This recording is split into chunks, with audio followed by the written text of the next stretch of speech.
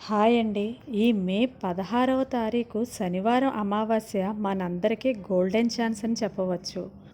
ఉదయం పూట పితృతర్పణాలు, శని పూజలు, దానాలు చేయాలి.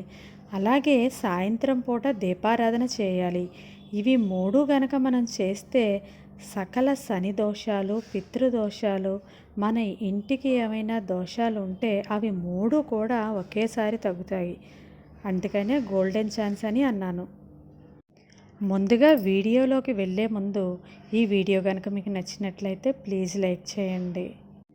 శనివారం అమావాస్య రోజు పొద్దున్నే ఉప్పు, గోమూత్రం కలిపిన నీళ్లతో ఇల్లంతా తుడవండి. దీనివల్ల మన ఇంటికి ఉన్న నెగిటివ్ ఎనర్జీ ఏమైనా ఉంటే పోతుంది.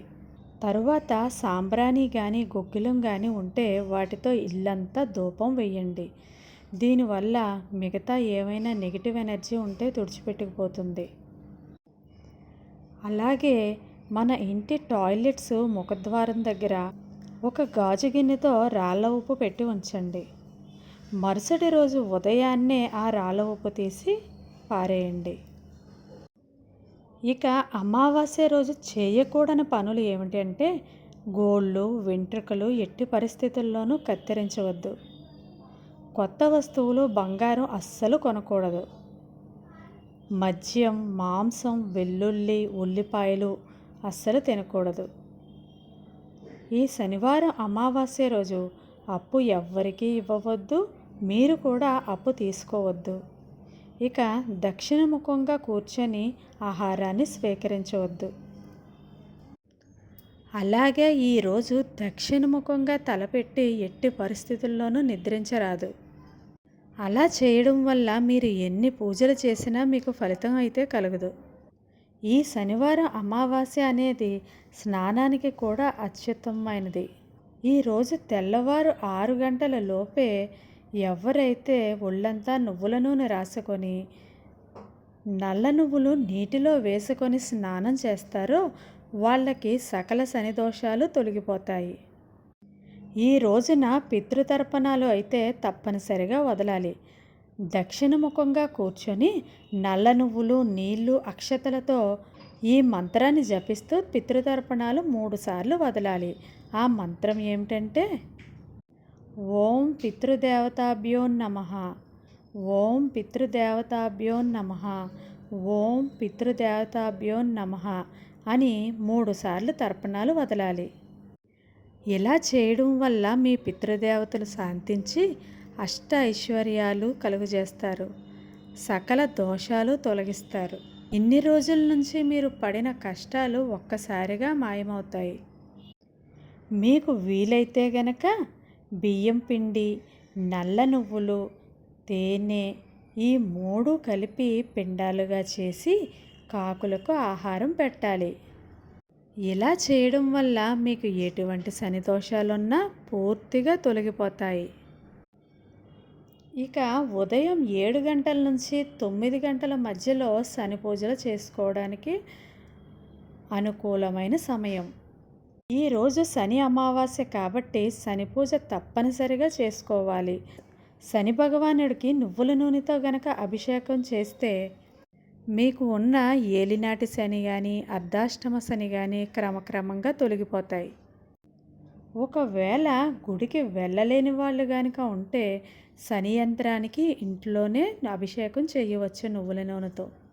ఇక శనిదేవుడికి ఇష్టమైన నైవేద్యం ఏమిటంటే నల్ల నువ్వుల అన్నం, మినప గారెలు, నల్ల ద్రాక్ష పళ్ళు అంటే శనిదేవుడికి అత్యంత ప్రీతికరమైన పదార్థాలు.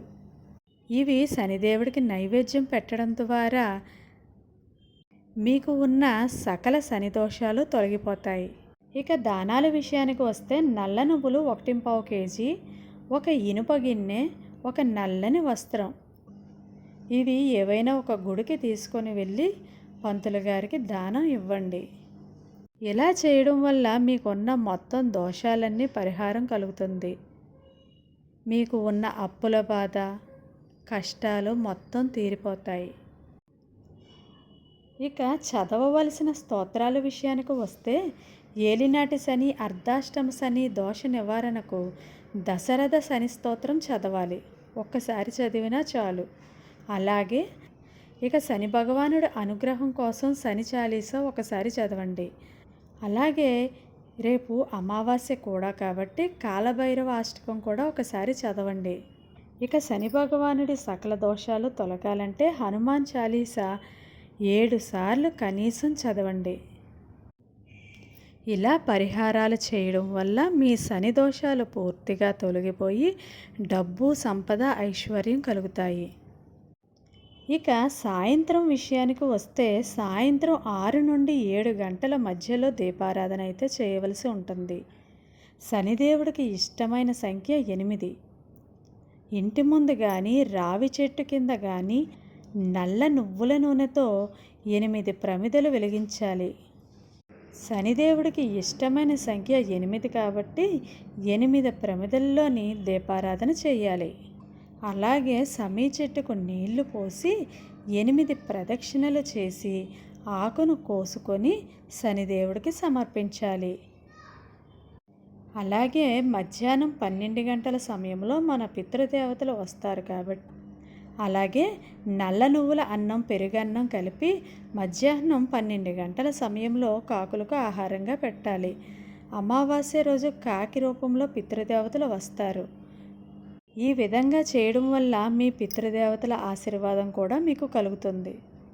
ఈ మే 16 శని అమావాస్య మనందరికీ గోల్డెన్ ఛాన్స్ కాబట్టి పితృదేవతారాధన, శని పూజలు చేసి మీకున్న సకల దోషాలను తొలగించుకోండి. ఓం సం శనైశ్చరాయ నమః.